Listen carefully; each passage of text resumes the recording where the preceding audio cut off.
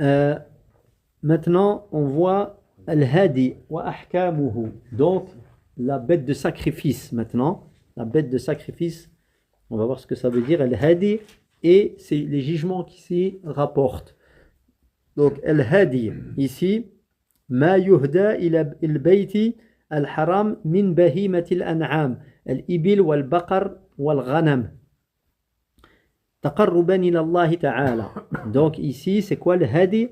C'est ce que l'on ramène à la maison sacrée, donc le périmètre sacré de la Mecque, de ce qu'on appelle l'an'am. Qu'est-ce que c'est l'an'am? C'est les camélidés, donc les bovins et les ghanam. Ghanam, ovins et caprins. Donc, par désir de se rapprocher d'Allah, qui vont être sacrifiés par adoration à Allah Azza wa Jal. Donc, c'est ça les hadi. D'accord? C'est pas le fidya. Ça, c'est ce qui est sacrifié par les pèlerins, en fait. Le jour de l'Eid. L'Eid et les jours suivants. Comme nous, ici, l'Udhiyya. Donc, la bête qu'on sacrifie à l'Eid. Et pour les pèlerins, c'est le hadi. Donc, il dit les différentes sortes de hadi. Donc, les bêtes, les fameuses bêtes de sacrifice. On sait déjà que c'est l'an'am. Donc, les bêtes de troupeau, comme il a dit le frère, mais c'est composé de 4 catégories. Les camélidés, les bovins, les ovins et les caprins, qui sont rangés dans la même catégorie, eux, c'est al-an'am. D'accord? Al-ghanam, pardon, al-ghanam. Donc, anwa al-hadi. Donc, ce qu'on appelle donc les pèlerins. On avait vu les différentes sortes de formules du pèlerinage. D'accord? Il y en a combien? 3. Lesquels? Le tamattu'. Oui.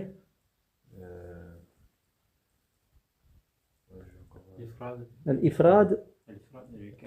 Al-qiran. Donc ici il dit le sacrifice du tamattu' et du qiran sont mis ensemble ici dans la bête qui va être sacrifiée. C'est une obligation, ça c'est le hukm.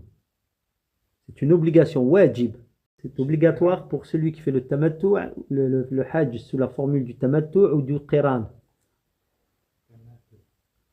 Donc il est obligatoire pour celui qui n'est pas habitant de l'enceinte sacrée, ou, selon une autre parole, de l'enceinte sacrée et ses alentours. Donc,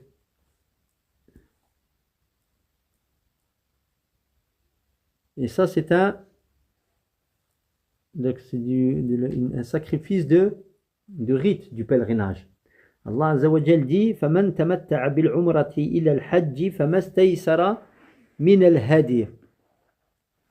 Donc celui qui ici tamatta'a bil-umrati ila al-hajj, ici le tamattu' c'est le fait de quoi? J'avais traduit ça, j'avais dit une jouissance, c'est-à-dire c'est quoi la jouissance? Le fait de retrouver son état de désacralisation après la umrah. C'est pour ça qu'on appelle tamattu'. Il jouit des choses autorisées de la vie, d'accord? Alors que quand il est en état d'ihram, comme on l'a vu, il y a des choses qu'il ne peut pas faire. Donc le tamattu' c'est quoi? C'est celui qui vient pendant les mois sacrés, il fait la umrah, ensuite il retrouve son état de désacralisation et il est libre de faire ce qu'il fait d'habitude jusqu'au hajj. Jusqu'au hajj. D'accord? Donc ça c'est le tamattu'. C'est pour ça que ça s'appelle tamattu' parce qu'il profite et jouit de ce qui lui est autorisé. Alors que celui qui vient et qui fait par exemple le qiran, d'accord, et qui a ramené sa bête de sacrifice avec lui, il doit rester en état de sacralisation, même s'il est arrivé dans les premiers jours de mois de Dhul-Qi'adah, jusqu'à la fin du Hajj. D'accord? Il n'y a pas de tamattu' pour lui, il n'y a pas de jouissance. Il ne perd pas son état de sacralisation, c'est pour cela. Mais ici, quand même, le verset il parle de tamatta'a bil-umrati ila al-hajj, alors qu'il dit que c'est pour le mutamatti', pour celui qui fait le tamattu' et pour celui qui fait le qiran. Quelqu'un pourrait dire, oui, mais celui qui fait le qiran, il n'a pas le tamattu' en question, il ne jouit pas, lui, de ce qui lui est autorisé. Et les savants, ils disent qu'il a été mis avec lui parce que lui, son tamattu', ça va être quoi? C'est le fait qu'il va faire un seul voyage et faire les deux pèlerinages, la umrah et le hajj. Alors que le mufrid, lui, celui qui fait l'ifrad, il fait que le hajj. Il ne fait pas la umrah. Donc c'est une manière qui est expliquée, une explication qui est donnée, car c'est des avis, il y a des divergences. Donc nous on reste sur ce qui est expliqué ici. Donc qui sait, qu'est-ce qu'on nous dit ici? Que celui qui est en état de tamattu' ou de qiran, lui, la bête de sacrifice, d'accord, elle est obligatoire pour eux deux. Car Allah Azza wa Jal dit dans Surat al-Baqarah, verset 196, dans le sens du verset, accomplissez intégralement pour Allah le pèlerinage et la umrah. Si après les avoir entamés, vous êtes empêchés de les mener à terme, je lis tout le verset ici, sacrifiez ce que vous pourrez comme offrande. Ne vous rasez pas la tête avant que l'offrande n'ait atteint son lieu d'immolation. Si l'un d'entre vous est malade ou souffre d'une affection à la tête et ou doit se raser, comme on a dit dans le hadith, qu'il acquitte une expiation consistant en un jeûne, une aumône ou un sacrifice. La sécurité rétablie, quiconque se libère de l'état de sacralisation après avoir accompli la umrah et jouit d'une vie normale, en attendant le pèlerinage, sacrifiera ce qu'il pourra comme offrande. Donc ici, il parle de celui qui a retrouvé l'état de désacralisation. Mais une autre explication dit que c'est également le qiran qui rentre dedans et c'est la vie qui est donnée ici. Parce que justement, il a les deux voyages en un, il a les deux rites en un, la umrah et le pèlerinage. Donc ici, donc c'est obligatoire pour eux deux selon cet avis. Donc, et qui est l'avis le plus sûr, Wallahu ta'ala a'lam. Donc il est obligatoire pour celui, donc la bête de sacrifice est obligatoire pour celui, à l'exception qui, il y a une condition qui est mise, qui n'est pas des habitants de Mecca en fait. Je dis Mecca ici, je ne veux pas rentrer dans les détails. Est-ce que Mecca c'est que Mecca? Est-ce que c'est Mecca et la zone l'entourant de la zone sacrée? Est-ce que c'est les maisons attenantes qui ont été construites maintenant et qui avant n'existaient pas? Ni les constructions. On ne rentre pas dans cette divergence. Donc ici, il dit, pour eux, c'est obligatoire, le mutamatti' et le qarin. Donc, si il n'a pas de bête à sacrifier, alors, et qu'il n'a pas le prix de cette bête, donc il jeûne 3 jours durant le hajj, et il a même le droit de les jeûner durant les jours de Tashriq, les 3 jours après l'Eid. Pourtant, c'est des jours où on n'a pas le droit de jeûner normalement. Il peut les jeûner il peut jeûner donc ces jours. Parce que c'est une expiation, lui, qu'il effectue. Donc, et puis, il rajoutera 7 jours lorsqu'il rentrera chez lui. Donc, ça fait 10 jours. Allah dit dans le Coran, فَمَنْ لَمْ يَجِدْ فَصِيَامُ 3 أَيَّامٍ فِي الْحَجِّ وَسَبْعَةٍ إِذَا رَجَعْتُمْ. Celui qui ne trouve pas donc de bête à sacrifier, ou son prix comme cela a été évoqué, alors un jeûne de 3 jours durant le hajj et de 7 lorsque vous rentrerez, vous reviendrez, c'est-à-dire chez les vôtres. Donc, et il est recommandé au hajj de consommer la viande de la bête qu'il a sacrifiée, pour le mutamatti' al-qarin, il lui est recommandé d'en consommer de cette viande, d'accord, qu'il a sacrifié, de la bête qu'il a sacrifiée, car Allah dit fakulu minha wa at'imul qani'a wal mu'tar. Donc Allah Azza wa Jal, dans le sens du verset, il dit mangez-en donc et nourrissez-en.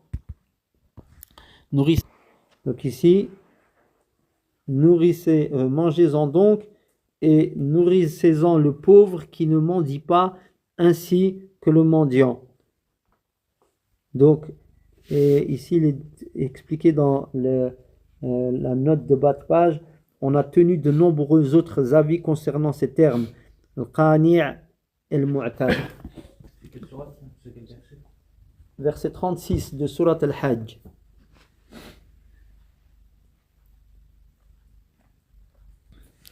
Donc, ce que l'on a vu maintenant, en résumé, le mutamatti et le qarin, ils doivent sacrifier une bête. Il est recommandé d'en manger.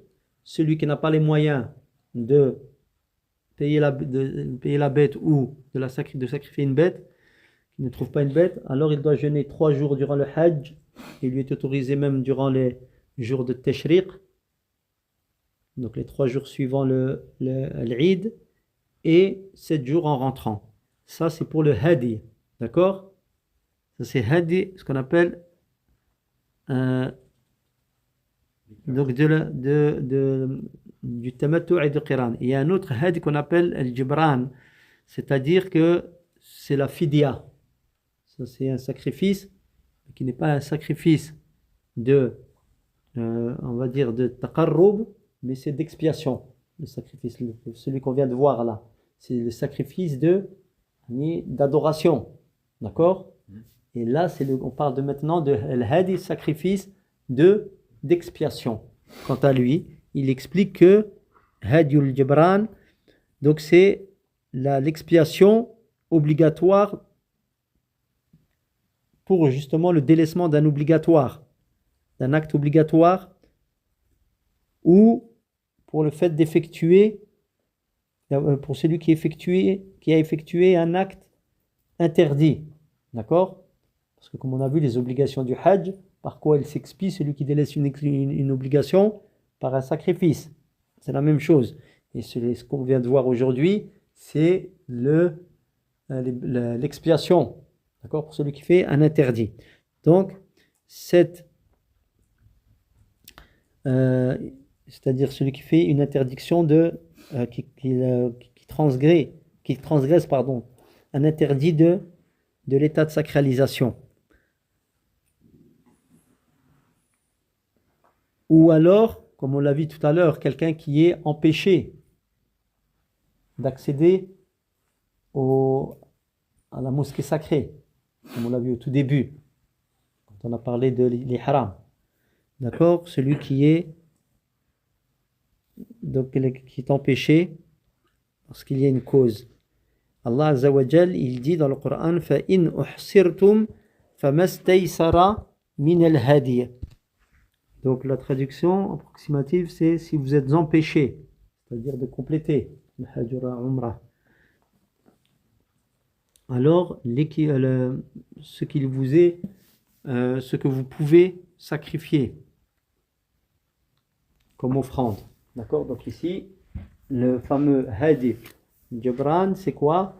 Pour une obligation délaissée, un interdit de l'ihram transgressé, ou alors en cas d'un empêchement de compléter le Hajj ou la Umrah.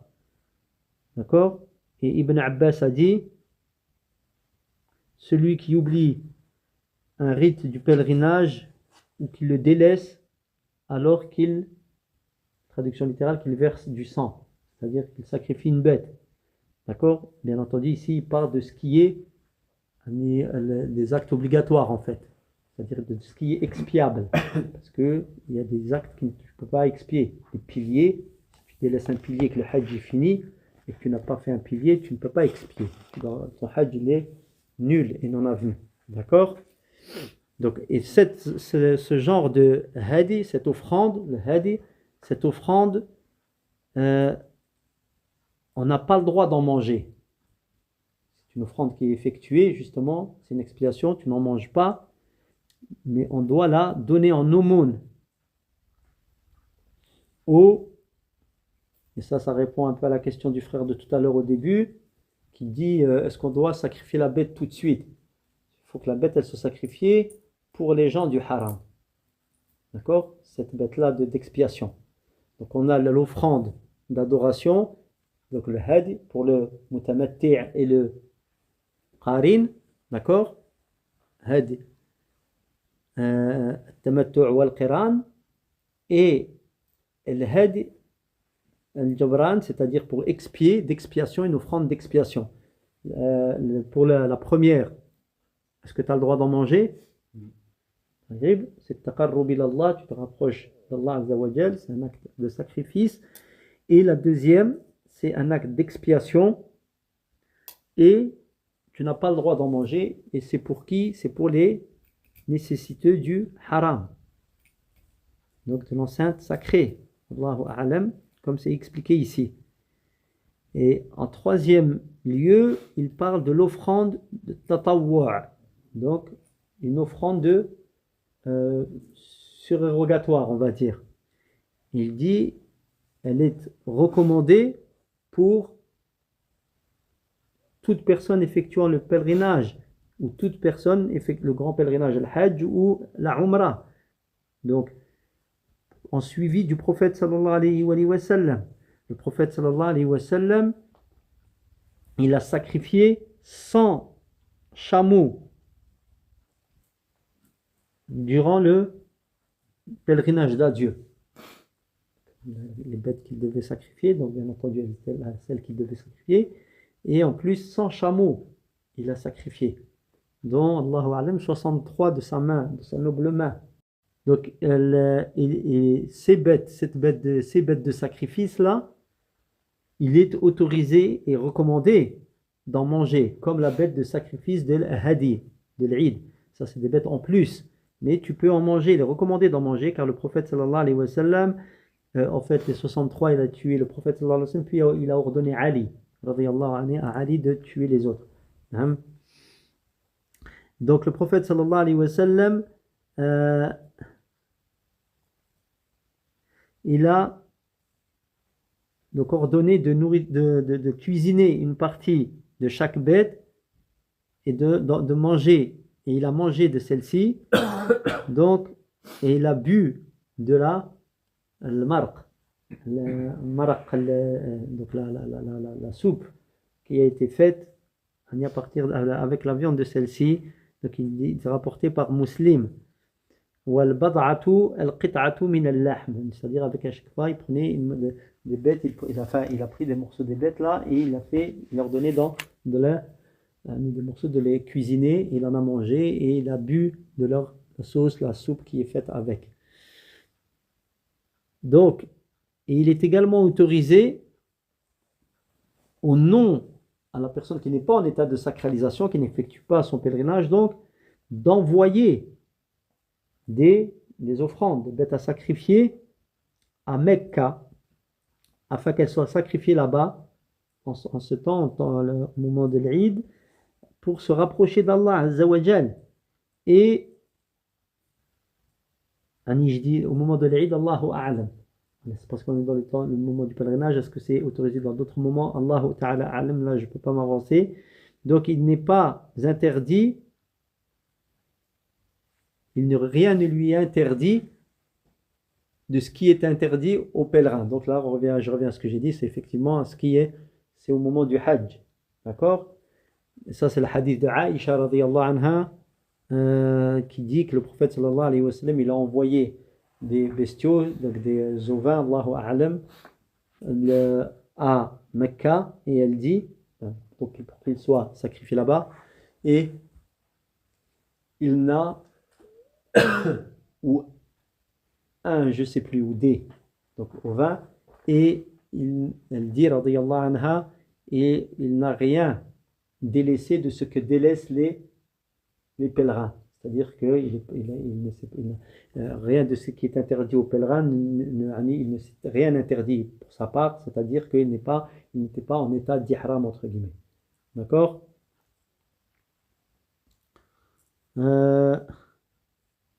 Quatrième sorte de offrande,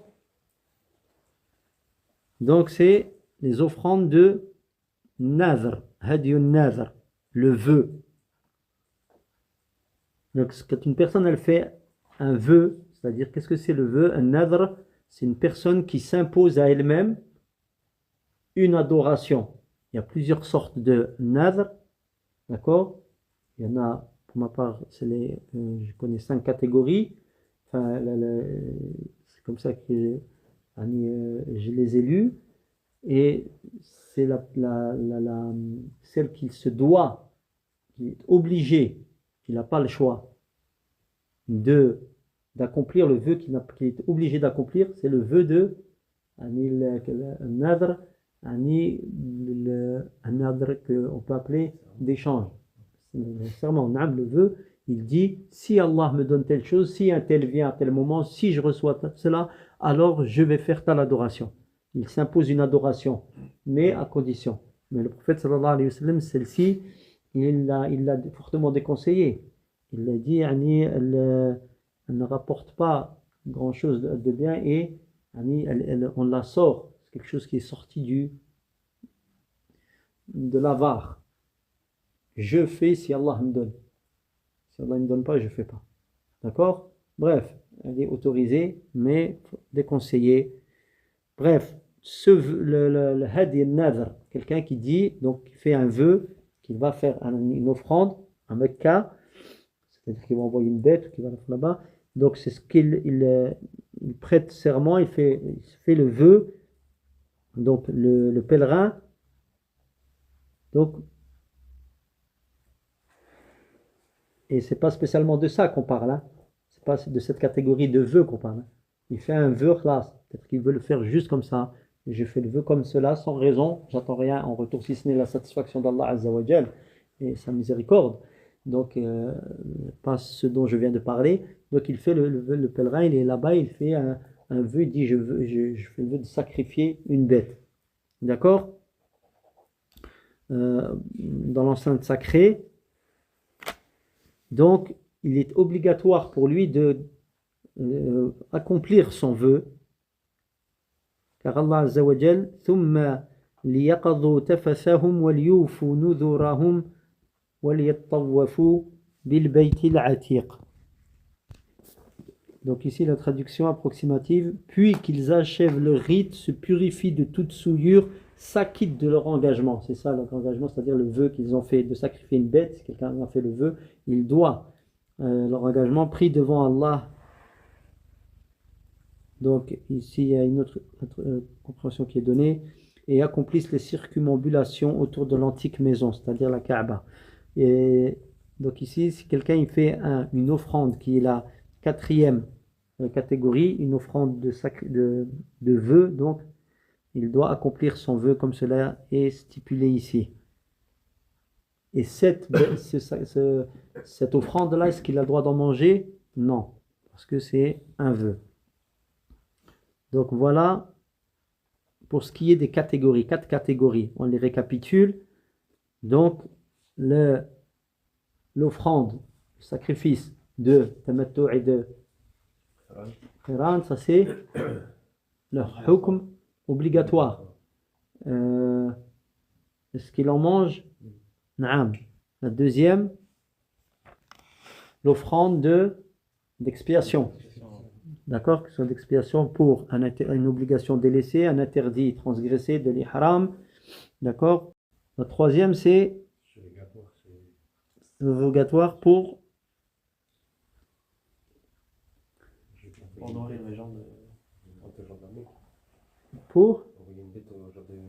pas envoyer. Même le hajj, celui qui fait la umrah, il peut en faire en plus de son sacrifice s'il est mutamatti' ou qarin, mais on avait parlé de qarin, sa situation. Toujours est-il qu'il il peut le faire en plus de sa bête de sacrifice obligatoire, il peut en faire donc des surrogatoires comme le prophète. Combien de chameaux il a? 103. Non, combien il en a sacrifié? 100. Wallahu a'lam. Et ensuite, il rentre dans la même catégorie de surrogatoire pour les non-pèlerins. Le non-pèlerin, il peut envoyer des bêtes pour être sacrifiées. Et est-ce que le fait qu'il envoie une bête pour être sacrifiée à Mecca, est-ce que ça lui rend interdit ce qui est interdit au muhrim? Non. On est d'accord. Hadith de qui? Aïcha. C'est Aïcha qui a expliqué ça, que le prophète sallallahu alayhi wa sallam, il a envoyé, je ne sais plus, c'est une bête à sacrifier, Allahu a'lam. Et elle dit rien de ce qui est interdit au muhrim, il ne s'est rien interdit de tout cela. Euh, et ensuite, la quatrième catégorie, c'est le vœu. Et lui, donc, son hukm, c'est quoi? Son jugement, celui qui fait un vœu de sacrifier une bête à Mecca, dans l'enceinte sacrée, Obligatoire. c'est obligatoire pour lui. Et il a le droit d'en manger? Non. Voilà pour ce qui est les différentes sortes d'offrandes, de sacrifices, le hadiya, donc on a dit. Wallahu ta'ala alam wa sallallahu ala nabiyyina Muhammad wa ala alihi wa sahbihi ajma'in.